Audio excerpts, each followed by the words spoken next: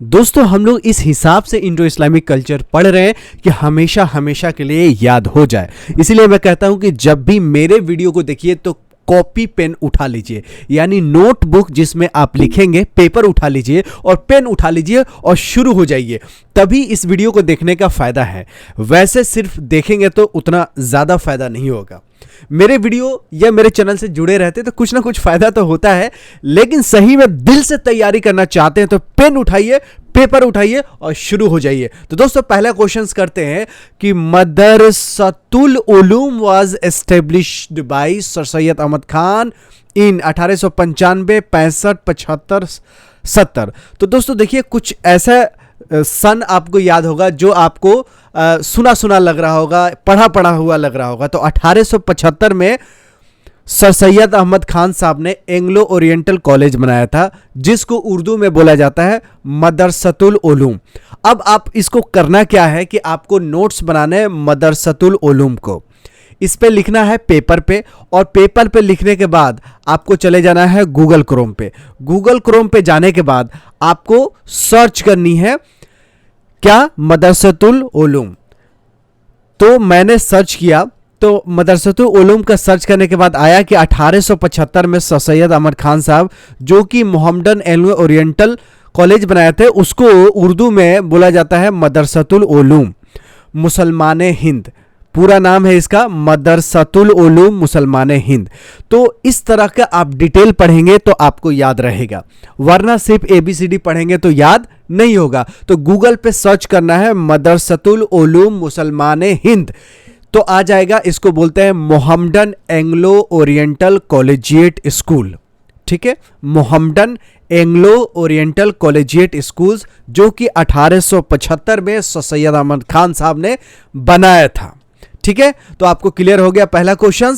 दूसरा क्वेश्चन देखिए, इसको जरूर पेपर पे लिखिएगा और गूगल पे सर्च करके जरूर पढ़िएगा। ठीक है, मदरसतुल उलूम मुसलमान Hind. Which of the following was not a Mughal emperor. Mughal सल्तनत के बादशाह कौन नहीं थे? बाबर थे, आपको पता ही होगा, बाबरी मस्जिद। बहादुर शाह जफर जो लास्ट में थे, लखनऊ के आसपास नवाब, जो कि उसके बाद अंग्रेज का शासन हो गया था, औरंगजेब। तो ये तीन तो है मुगल एम्पेरर। अब ये जो सी जो है, शेर शाह सूरी के नाम, जो सूरी वंश का एस्टेब्लिशमेंट किया था, तो आपको शेर शाह सूरी के बारे में पढ़ना चाहिए।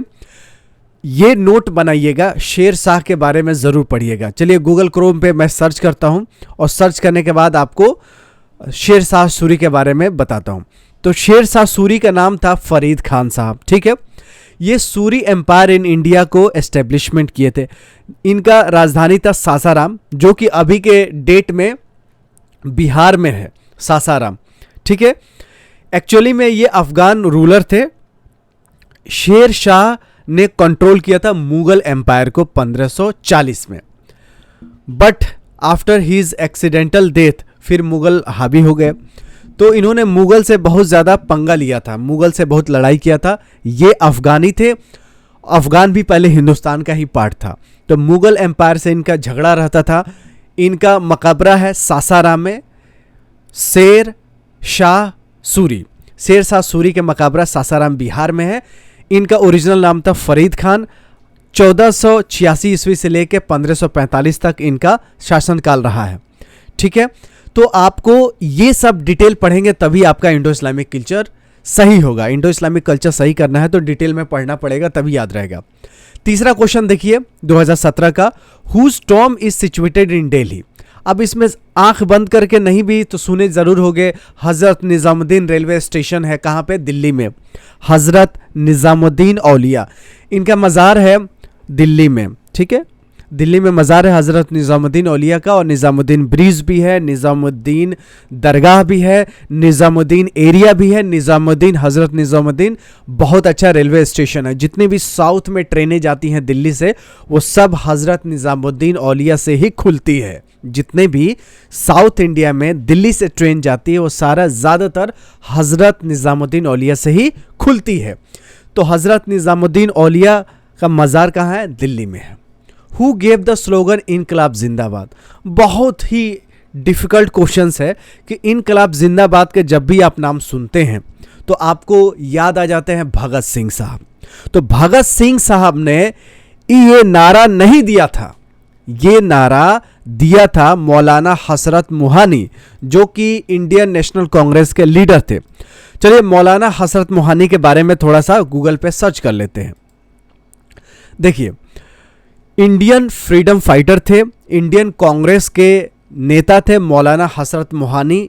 इन 1921 में इन्होंने स्लोगन दिया था इनकलाब जिंदाबाद, जो कि इसको पॉपुलर किया था भगत सिंह साहब। भगत सिंह ने इस जो कोटेशन था इनकलाब जिंदाबाद, उसको पॉपुलर किया, फेमस किया, लोगों तक पहुंचाया। किसने? भगत सिंह ने। लेकिन ओरिजिनल में लिखा किसने था? मौलाना हसरत मोहानी 1921 में। तो भगत सिंह साहब भी और बीके दत्ता जी, जिसको बोलते हैं बटुकेश्वर दत्ता, इन्होंने भी इस जो कोटेशन है, ये जो शब्द है, इसको स्लोगन को कितना बार बोला इनकलाब जिंदाबाद। तो बीके दत्ता भी और भगत सिंह भी इस इनकलाब जिंदा को पॉपुलर किया, फेमस किया, लोगों तक पहुंचाया। लेकिन इसको लिखा किसने था? क्वेश्चन आया तो मौलाना हसरत मोहानी। ठीक है, अब एक और चीज जान लीजिए, इसको फेमस हुआ था कि इसका फेमस 2-3 जगह पे किया गया था। बाद में इसको सेंट्रल लेजिस्लेटिव असेंबली में जो बॉम्ब ब्लास्ट हुआ था, इसमें भगत सिंह जी का हाथ था और बीके दत्ता जी को, जो कि अंग्रेजों के खिलाफ था। तो ये स्लोगन फेमस हुआ था और बाद में ये 1929 में ज्वाइंट स्टेटमेंट बन गया हाई कोर्ट दिल्ली का। तो इनकलाब जिंदाबाद का क्वेश्चन आया था कि किसने ये स्लोगन दिया था? तो मौलाना हसरत मोहानी। चौथा का आंसर सी है। बहुत लोग भगत सिंह मारेंगे, तो भगत सिंह साहब ने इसको पॉपुलर किया था, फेमस किया था, लोगों तक पहुंचाया था। पांचवा क्वेश्चन देखिए, पहला आक्रमण मोहम्मद गौरी के साथ गौरी जी ने इंडिया पे कब किया था? First Indian expedition of Mohammad Ghori was. Mohammad Ghori ji India पे बहुत बार आक्रमण किए, तो पहली बार कब किए? 1175 में। कब? 1175 एडी। अभी जो चल रहा है 2021, ये भी एडी ही है, ये भी एडी ही है। और 1175 मतलब 1000 साल पहले, 1000 साल पहले मोहम्मद गौरी जी ने इंडिया पे आक्रमण किया था 1175 में। अब मोहम्मद गौरी साहब के बारे में आपको जरूर पढ़ना चाहिए। इनका जो इंतकाल हुआ था वो जस्ट 31 साल के बाद हो गया। फिर वापस जा रहे तो झेलम नदी के पास पाकिस्तान में इनका फिर किसी ने मर्डर कर दिया था। ठीक है, किसको? मोहम्मद गौरी जी को। तो यहाँ से वापस जाते वक्त इनको किसी ने मार दिया था 31 साल के बाद। 1175 में 31 जोड़ लीजिएगा, जितना आएगा उनका इंतकाल हो गया रहेगा। ठीक है, what was the old name of Madinatul Munawwara? Madina Munawwara का ओल्ड नाम क्या था? यासरिब नाम था। क्या था? यासरिब। तो यासरिब आप जरूर नोट कीजिएगा पेपर में और गूगल पे सर्च कीजिएगा यासरिब। मदीना का पुराना नाम था यासरिब। ठीक है, छठवा का बी आंसर है। अंकल ऑफ प्रोफेट सल्लल्लाहु अलैहि वसल्लम Hazrat Hamza was killed in the battle of Uhud. दूसरा बैटल हुआ था इस्लाम का, वो उहद हुआ था। इस्लाम के मानने वाले और इस्लाम के नहीं मानने वालों में बैटल हुआ था। ये उहद एक पहाड़ी है जो कि 1000 किलोमीटर ऊंचाई है और इसमें दूसरा बैटल हुआ था इस्लाम के खिलाफ लड़ने वालों से। जो बैटल हुआ था कि इस्लाम और जो इस्लाम के मानने वाले थे, जो इस्लाम के नहीं मानने वाले। तो ये दूसरा जो है उहद। उहद क्या है? पहाड़ का नाम है, जो पहाड़ है। अब इसके बारे में, उहद के बारे में आप सर्च कर सकते हैं। उहद आपको मिल जाएगा। ये देखिए पहाड़ है उहद। उहद पहाड़ आपको मिल जाएगा। उहद माउंटेन, ये देखिए उहद माउंटेन कहाँ है? North of Medina. मदीना शहर के नॉर्थ में है। नॉर्थ मतलब उत्तर में, सऊदी अरबिया में। ये 1077 किलोमीटर ऊपर है। ठीक है, और लंबाई है 7.5 किलोमीटर। ये सेकेंड बैटल हुआ था मुस्लिम एंड अनबिलीवर। जो मुस्लिम मतलब जो भगवान अल्लाह को मानने वाले और जो भगवान अल्लाह को नहीं मानने वाले, उसमें लड़ाई हुई थी। ये दूसरा लड़ाई था उहद माउंटेन में। तो उहद माउंटेन मदीना का नॉर्थ में है। इस टाइप से क्वेश्चंस करेंगे ना, तभी आपको फायदा होगा।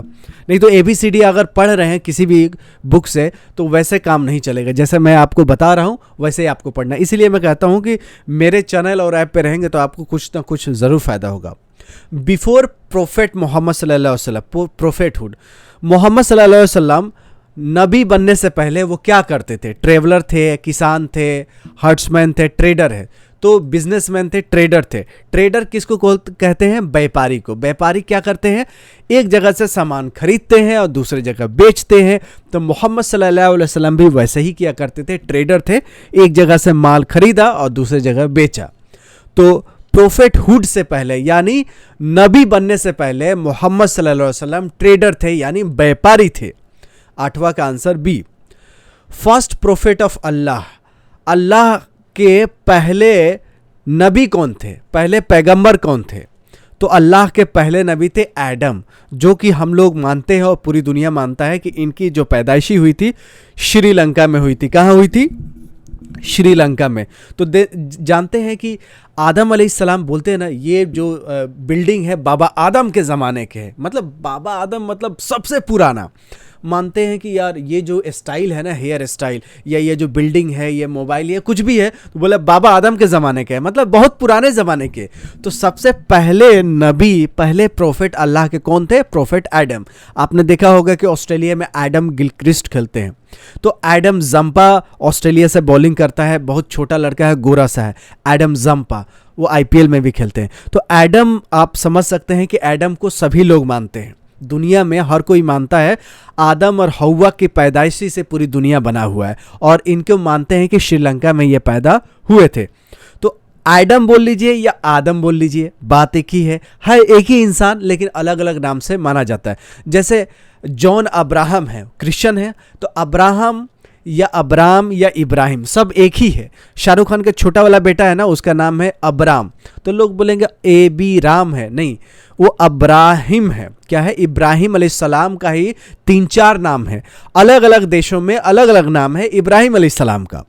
मुसलमान लोग इब्राहिम बोलते हैं, क्रिश्चियन लोग अब्राहम बोलते हैं, जो यहूदी लोग होते हैं अब्राम बोलते हैं। तो इजराइल में जो यहूदी है वो इब्राहिम अलैहिस्सलाम को अब्राम बोलते हैं। तो शाहरुख खान का जो छोटा वाला बेटा है उसका नाम इब्राहिम है, लेकिन वो जो इजराइल में भाषा बोली जाती है उस भाषा में इब्राहिम अलैहिस्सलाम को अब्राम बोला जाता है।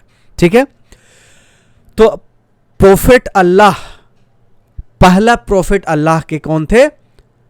9वां का आंसर है डी। तो आपको पता चल गया। इस टाइप से क्वेश्चंस करेंगे तो आपको पूरा अच्छे से समझ में आएगा और जीवन भर याद रहेगा। क्वेश्चन 10वां देखिए, the life hereafter is known as. अभी मान लीजिए किसी का इंतकाल हो जाता है तो उसके बाद क्या बोलते हैं? उनका क्या होता है? महशर होता है, क़यामत होता है, जन्नत क्या होता है? आखिरत होता है। अभी के लाइफ के मरने के बाद जो चीज़ें होती है उसको बोलते हैं आखिरत। तो 10वां का जो आंसर है वो डी है। 10 क्वेश्चन हमने कहा, मुश्किल से 12 क्वेश्चन मैं पूरा रिसर्च करके आपको बताया तो 12 मिनट लगा। अगर आप सही से मेरे वीडियो को देखेंगे और जैसे मैं बता रहा हूँ उसको पढ़ेंगे तो आप 5 मिनट में ये क्वेश्चंस कर पाएंगे। तो फिर एक नए सेशंस में, नए साल के, एक अलग साल के वीडियो लेके आऊँगा। और पेन और पेपर ज़रूर रखिएगा, जब भी वीडियो देखिएगा नोट्स बनाइएगा। एक वीडियो को 3-4 बार देखिए, तभी आपको सही से समझ में आएगा। फिर मिलते हैं अगली वीडियो में, तब तक you take good care of yourself. जय हिंद, जय AMU।